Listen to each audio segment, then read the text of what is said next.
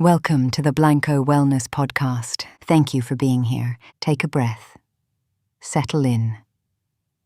And let's explore today one of the most important and least understood distinctions in all of human relationships. There is a question that has occupied human beings for as long as people have loved each other. How do you love someone deeply without losing yourself in the process?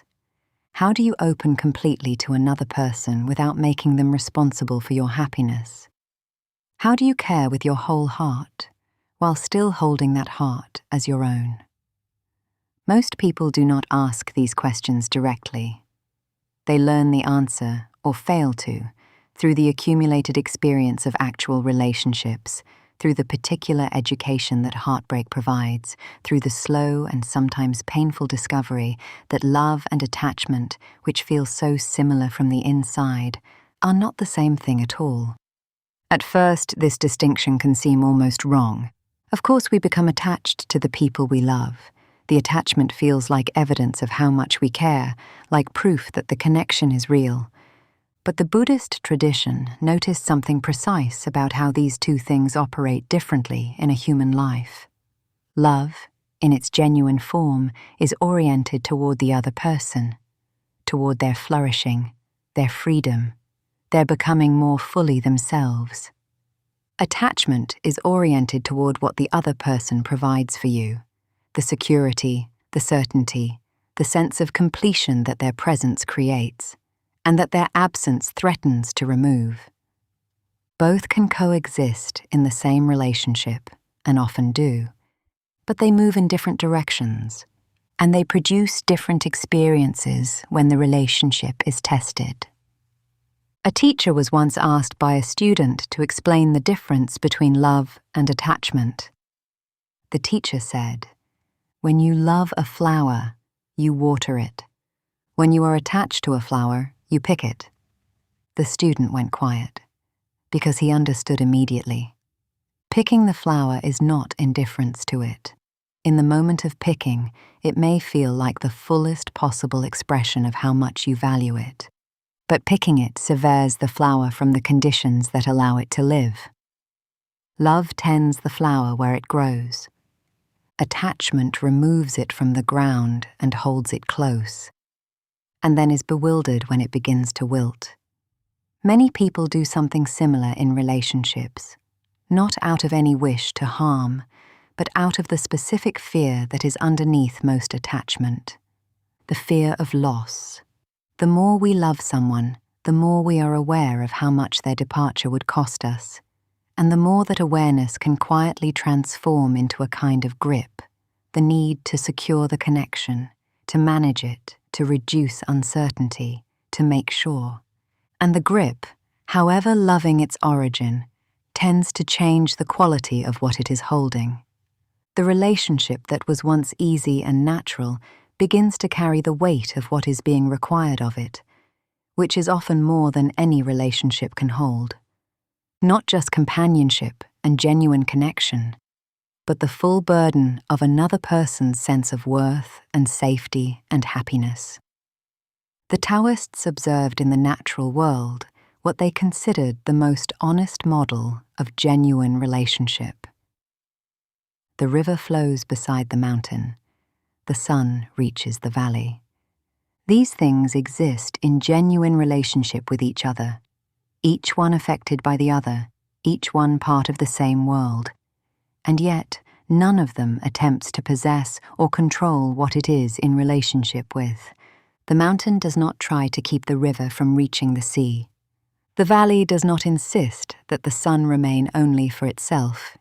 Each thing is fully what it is, in genuine and mutual relationship with everything around it, without the particular human anxiety of needing to own what it loves. The Taoists found in this not coldness, but a model for the deepest form of genuine connection, love that allows rather than love that grips. There is another dimension of attachment worth examining, because it operates in a particularly quiet way that many people do not recognize in themselves. It is the attachment not to the person themselves, but to a version of the person, to who you believe they could become, who you sense they might be underneath the surface, the possibility you have fallen in love with while the reality continues to present itself more plainly. This kind of attachment is sustained by hope, which makes it especially difficult to see clearly because hope feels generous and patient rather than grasping. But there is a difference between genuinely believing in someone's growth and spending years in a relationship with a future that the other person has not chosen and may never choose. The suffering in such situations comes not from the person as they are, but from the gap between who they are and the version being quietly waited for. A gap that no amount of patience on your part can close without the other person's genuine participation. The Buddhist instruction on this is direct but not unkind. Love what is, not what you hope it will become. Not the potential you can see that they cannot yet see themselves. Not the relationship you believe is available if only the right circumstances could be arranged. The actual person in front of you, as they actually are.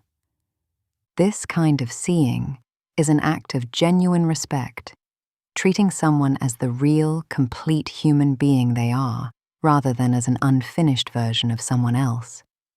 And sometimes, when you look clearly at what is actually there, rather than at what you hoped would be there, you discover something that requires a difficult decision. The clarity itself, however uncomfortable, tends to be far less painful than years spent in the fog of refusing to see. The paradox that the Buddhist tradition points toward is real. The less attached we become, the more capable of genuine love we are. Not because detachment produces love, but because love and possession are simply different things. And when we release the need to possess what we love, what remains is something freer and more genuinely connected than the grip could ever be.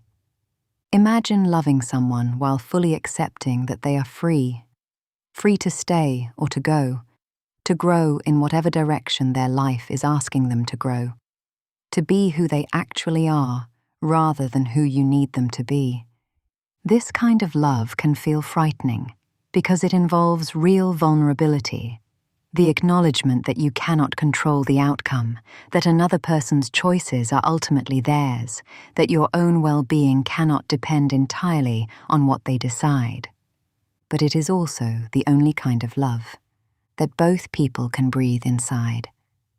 As we close today, think about someone you love and ask yourself honestly, not as a judgment, but as a genuine inquiry. Am I loving this person? Or am I trying to hold on to them? Am I caring for the flower, or have I picked it? The question is not meant to produce an answer that makes you feel bad. It is an invitation to look at whether the love you are offering is the kind that allows the other person to be fully themselves, which tends to be the same kind that allows you to be fully yourself. That freedom, when it is genuinely present between two people, is not the absence of love. It is what love, at its most honest and its most complete, actually looks like. Thank you for being here with me today. Until next time, be well.